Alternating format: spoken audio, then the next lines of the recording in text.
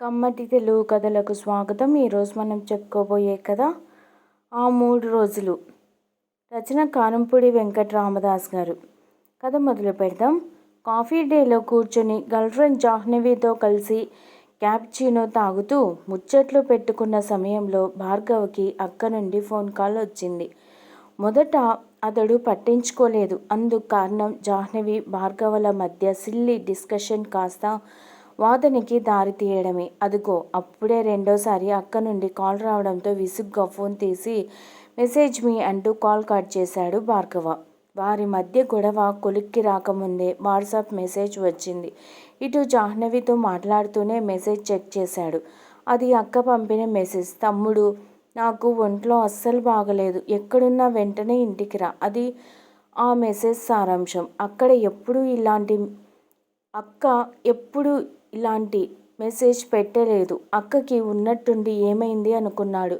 సరిగ్గా అప్పుడే జాహ్నవి అన్న మాటలకి కోపం తెచ్చుకొని ఒక్కసారిగా లేచి నిలబడి సమాధానమిస్తూ చివరి ముక్కగా నో వే అంటూ జాహ్నవితో విభేదిస్తూ బయటికొచ్చేశాడు భార్గవ.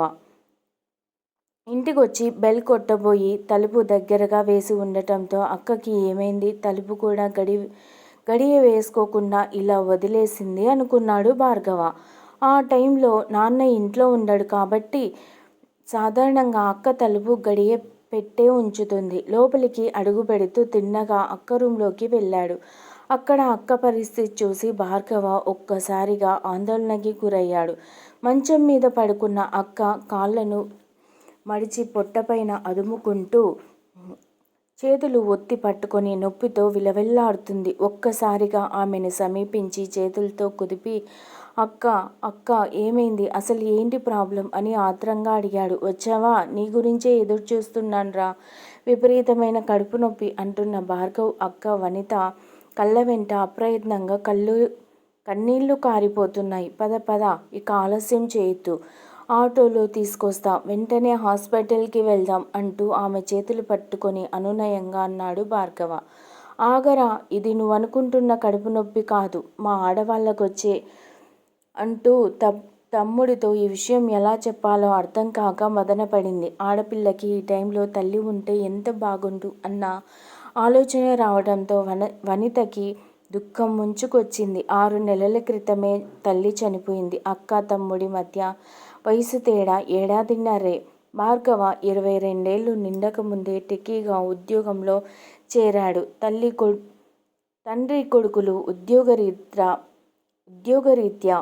బయటికెళ్తే ఏ రాత్రికో గాని ఇంటికి రారు. వనిత చదువు ఇప్పుడే పూర్తయి కాలక్షేపానికి ఉద్యోగం వెతుక్కుంటుంది. ప్రస్తుతానికి రోజంతా వనిత ఒక్కతే ఇంట్లో ఉంటుంది. ముఖ్యంగా నెలసరి అప్పుడు తన బాధని చెప్పుకునేవాళ్ళు ఆమెకి లేరు. ఆ టైంలో వైద్యం కంటే కూడా తల్లిలా ఆప్యాయంగా ధైర్యం చెప్పే తోడు కావాలని ఆమె మనసు బలంగా కోరుకుంటుంది. తండ్రి తమ్ముడితో ఆ బాధ గురించి ఏం చెప్పుకోగలదు? ఇంచుమించు ఈ నరకాన్ని గత కొన్ని నెలలుగా అనుభవిస్తున్న ఈరోజు బాధ పరాకాష్ఠకి చేరింది. ఇక తట్టుకోలేక వెంటనే రమ్మని తమ్ముడికి మెసేజ్ చేసింది. అక్క మాటలు అర్థం కాక తికమకపడ్డాడు భార్గవ. తమ్ముడికి తను చెప్పింది అర్థం కాలేదని తెలిసింది వనితకి. ఇద్దరూ ఒకరికొకరు మనసు విప్పి మాట్లాడుకుంటారు కానీ ఎప్పుడూ ఇలాంటి సమస్యని తమ్ముడితో డిస్కస్ చేయలేదు. మొహమాటం అందుకు అడ్డుపడింది. వనిత కాసేపు ఆలోచించింది. ఏ రోజుల్లో ఉన్నాం? మహిళలు కూడా సోషల్ మీడియాలో బోల్డ్ కంటెంట్ షేర్ చేసుకుంటున్నాయి. ఈ రోజుల్లో నేనెందుకు సంకోచిస్తున్నా? కాలం మారింది అనుకుంది. తమ్ముడితో తన బాధని పంచుకోక తప్పదు అనుకుంది. అది అందరికీ జనరల్గా వచ్చే కడుపు నొప్పి కాదురా. నాకు పీరియడ్స్. ఉదయం కాస్త కడుపు నొప్పి మొదలైతే మామూలే అనుకున్నా. క్రమేపీ ఎక్కువై చివరికి భరించలేని స్థితికి వచ్చింది అని తమ్ముడితో ఓపెన్గా చెప్పింది వనిత. అక్క చెప్పిన అసలు కారణం విని భార్గవ్ కాస్త ఇబ్బంది పడ్డాడు. ఏం మాట్లాడాలో వెంటనే తోచలేదు. కాసేపు మౌనంగా ఉండిపోయాడు. తమ్ముడి ఇబ్బందిని గమనించిన వనిత వెంటనే వెళ్ళి శానిటరీ ప్యాడ్స్ టాబ్లెట్స్ తీసుకురా అంది తమ్ముడి వైపు చూస్తూ. ఏంటి, నేను శానిటరీ ప్యాడ్స్ తేవాలా అన్నాడు అక్కతో. నేనే ప్రతి నెల సూపర్ మార్కెట్లో తెచ్చుకునేదాన్ని. కానీ ఈసారి మర్చిపోయా. ఉదయం చూస్తే ప్యాడ్స్ అయిపోయాయి. వీధి చివర మెడికల్ షాప్లో తెచ్చుకుందామనుకున్నా. వాడు చూసే చూపులు, ముసిముసి నవ్వులు గుర్తుకొచ్చి ఊరుకున్నా. విపరీతమైన కడుపు నొప్పికి తోడు మరోవైపు బ్లీడింగ్ ఎక్కువై నీరసంగా ఉంది. అందుకే ఈరోజు నీకు ఈ పని చెప్పక తప్పడం లేదురా అంది వనిత. అక్క మాటలకి భార్గవ మనసు చలించిపోయింది. అక్క మెన్స్ట్రువల్ క్రాంప్స్తో బాధపడుతున్నదని అర్థమైంది. సంస్కారంతో ఆలోచించాడు. అమ్మే ఉంటే అక్క తనతో ఈ విషయం చెప్పేదా? ఎంత బాధని అనుభవించకపోతే ఇలా తనతో చెప్తుంది? ఇంచుమించు ఒకే వయసు వాళ్ళమైనా నాతో చెప్పడానికే అక్క ఇంత ఆలోచిస్తుంది. ఇక నాన్నతో ఏం చెప్తుంది అనిపించింది. మరొక్క నిమిషం వేస్ట్ చేయకుండా ఒక్క ఉదుటున బయటకు వెళ్ళాడు భార్గవ. దగ్గరలో ఉన్న మెడికల్ షాప్కు వెళ్ళి శానిటరీ నాప్కిన్స్ ప్యాకెట్ ఇమ్మని అడిగాడు. శానిటరీ ప్యాడ్స్ ఎవరు కొంటున్నా వాళ్ళని అదోలా చూడటం మన దగ్గర ఇంకా పోలేదు. అందుకని చుట్టుపక్కల వాళ్ళ హావభావాలని పట్టించుకోలేదు. సరిగ్గా అప్పుడే భార్గవ్ ఫ్రెండ్ ఒకడు అక్కడికి వచ్చి శానిటరీ ప్యాడ్స్ ప్యాక్ కొంటున్న అతన్ని చూసి వెకిలిగా నవ్వాడు. అక్క బాధ కళ్ళ ముందు కదలాడుతుండటంతో ఫ్రెండ్స్ చేష్టల్ని పట్టించుకోలేదు. అలాగే టాబ్లెట్లు కూడా తీసుకొని కాస్త కూడా టైం వేస్ట్ చేయకుండా పరుగున ఇంటికి చేరుకున్నాడు. భార్గవ్ ఇంటికి వెళ్లేలోపే మెడికల్ షాప్లో కనపడిన ఫ్రెండ్ వాట్సాప్ గ్రూప్లో హుష్, ఎవరికీ చెప్పకండే మన భార్గవ్ గాడు ఇప్పుడే శానిటరీ నాప్కిన్స్ ప్యాకెట్ కొన్నాడు. గెస్ ఫర్ హూమ్ అంటూ వెకిలి ఎమోజీతో మెసేజ్ పెట్టి న్యూస్ని బ్రేక్ చేశాడు. అది చూసిన భార్గవ అంతగా బాధపడలేదు. తల్లి లేని యుక్త వయసులో ఉన్న ఓ అక్కో చెల్లో వాడికి ఉంటే తన పరిస్థితి అర్థమయ్యేది అని ఆ విషయాన్ని లైట్ తీసుకున్నాడు. ఇంటికి వెళ్తూనే అక్క ముందు ఈ మాత్రలు వేసుకో, ఏమైనా తిన్నావా అని అడిగాడు భార్గవ్ టేబుల్ మీద తను తెచ్చిన శానిటరీ ప్యాడ్స్ పెడుతూ. ఖాళీ కడుపు మంచిది కాదని మధ్యాహ్నం కాస్త తిన్నా అంది వనిత తమ్ముడు ఇచ్చిన టాబ్లెట్ వేసుకుంటూ. నువ్వు కాస్త రెస్ట్ తీసుకో, నేను హాల్లో ఉంటా అంటూ బయటికెళ్ళాడు భార్గవ. తమ్ముడి ఉద్దేశం అర్థం చేసుకుంది వనిత. సత్తు తెచ్చుకొని లేచి శానిటరీ ప్యాడ్స్తో వాష్రూంలోకి వెళ్ళింది. అరగంట పోయాక భార్గవ తిరిగి అక్క రూంలోకి వస్తూ, అక్క నొప్పి కాస్త సర్దుకుందా అని అడిగాడు. కాస్త తగ్గింది, కానీ ఇంకా నొప్పి ఉంది అంది తమ్ముడి కేసి చూస్తూ. నేను ఇప్పుడే మొబైల్ ఫోన్లో మెన్స్ట్రువల్ క్రాంప్స్ గురించి మెడికల్ జర్నల్లో ఒక ఆర్టికల్ చదివా.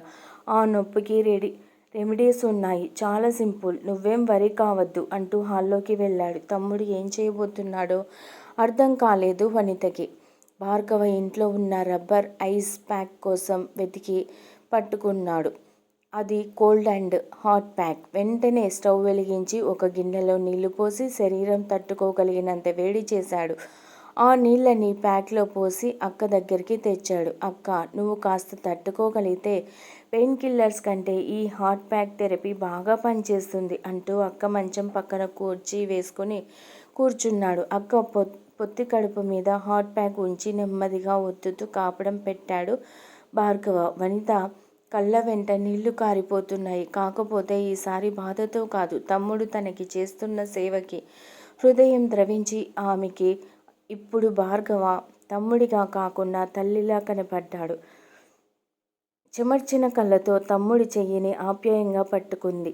అక్క ఫీలింగ్స్ని అర్థం చేసుకుని డోంట్ బీ ఎమోషనల్ అనే ఆమె చేతి మీద చెయ్యి వేసి భరోసా కల్పించాడు భార్గవ. హాట్ ప్యాక్తో పావుగంటలో రిలీఫ్ కలిగింది వనితకి. అక్క, ఈ టైంలో నువ్వు బాగా పండిన బొప్పాయి, వాల్నట్స్, ఆల్మండ్స్ లాంటి ఫుడ్ తినాలి.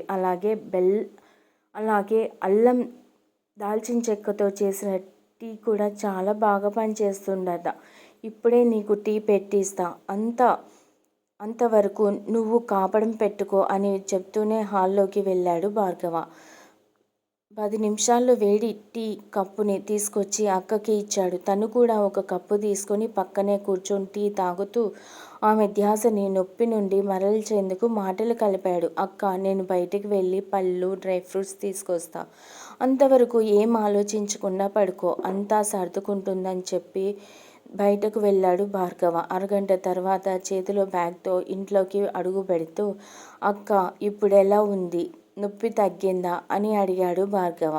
బాగానే తగ్గింది. మందుల కంటే కూడా నువ్వు ప్రేమతో చేసిన సపర్యల కారణంగా అంది చిన్నగా నవ్వుతూ తమ్ముడితో. అక్క మొహంలో చిరునవ్వు చూశాక భార్గవ మనసు తేలికపడింది. బాగా పండిన బొప్పాయి పండు తొక్క తీసి నీట్గా ముక్కలు కోసి ప్లేట్లో పెట్టి అక్కకి ఇచ్చాడు.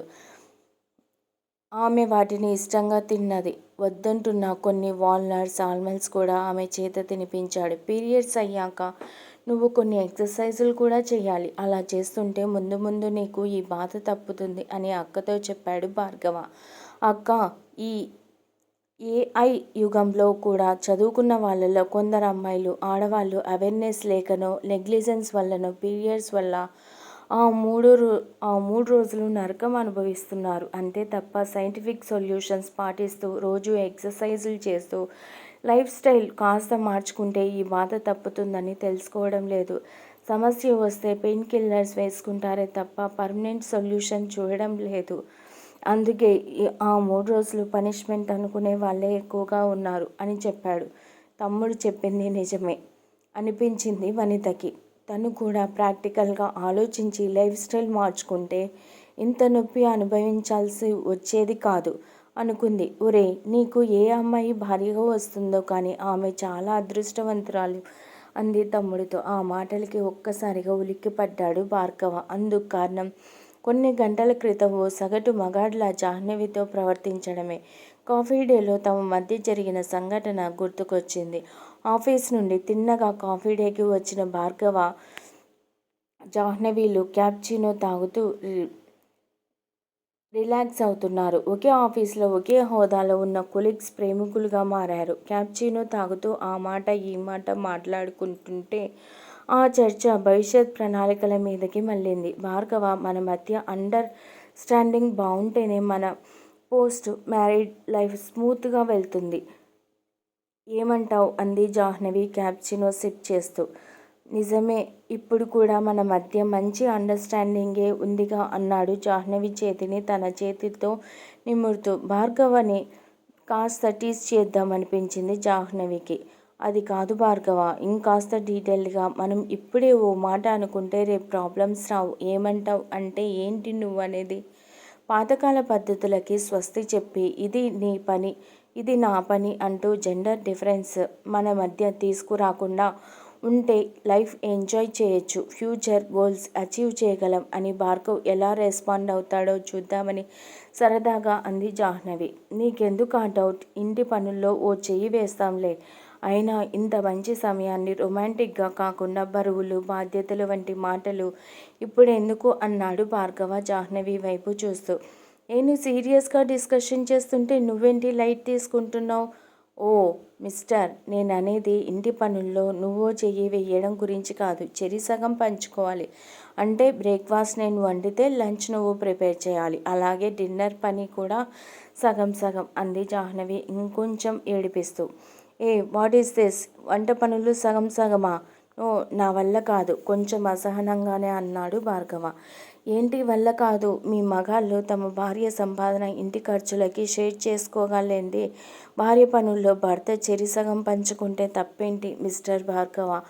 ఇది ఈ 3 రోజుల్లో యంగ్ కపుల్స్ మధ్య ఉండాల్సిన మినిమం అండర్స్టాండింగ్ అంది. ఓ అలాగా, నా నుండి ఇంకేం ఎక్స్పెక్ట్ చేస్తున్నావో ఇప్పుడే చెప్పే అన్నాడు జాహ్నవిపై కోపంతో వెటకారం జోడించి. అది గమనించనట్టే Jahnavi, if you don't miss understand most important thing, నా పీరియడ్స్ టైంలో ఆ 3 రోజులు నువ్వే అన్ని పనులు చేయాలి. అవసరమైతే శానిటరీ పార్ట్స్ కూడా నువ్వే తీసుకురావాలి. భార్గవ ఎలా రియాక్ట్ అవుతాడో చూద్దామని డోస్ పెంచింది జాహ్నవి. ఈలోగా భార్గవ ఫోన్ మోగింది. అక్క నుంచి ఫోన్ కాల్. ఒక్కసారి ఎత్తకపోతే మళ్ళీ ఫోన్ వచ్చింది. అప్పుడు మెసేజ్ మీ అంటూ కాల్ కట్ చేశాడు. జాహ్నవి మాటలకు చిరాకేసి వెంటనే లేచి నిల్చుని what it's too much, no way అంటూ బయటపడ్డాడు. వెనక నుండి Jahnavi, Bhargav please listen, I am not serious అని అంటున్న మాటలు అతడి చెవిని తాకలేదు. తమ్ముడు, ఏంట్రా ఆలోచిస్తున్నావు అని అక్క అడుగుతుంటే ఈ లోకంలోకి వచ్చాడు భార్గవ. ఏం లేదు అని పొడి పొడిగా సమాధానం ఇచ్చాడు. భార్గవికి జాహ్నవితో కాస్త రూడ్గా బిహేవ్ చేశా అనిపించింది. వెంటనే ఫోన్ తీసి ఆమెకి I promise I respect your feelings అని మెసేజ్ చేశాడు. కారణం తెలియకపోయినా భార్గవ్లో వచ్చిన మార్పుకి సంతోషించింది జాహ్నవి. ఇట్స్ ఓకే అంటూ జాహ్నవి నుండి రిప్లై వచ్చింది. రివీల్డ్ ఫేస్ ఎమోజీ సమాధానంగా పంపాడు భార్గవ. ఈ కథ మీకు నచ్చినట్లయితే ప్లీజ్ లైక్ చేయండి, షేర్ చేయండి. కమ్మటి తెలుగు కథల ఛానల్ను సబ్స్క్రైబ్ చేయండి. Thank you very much.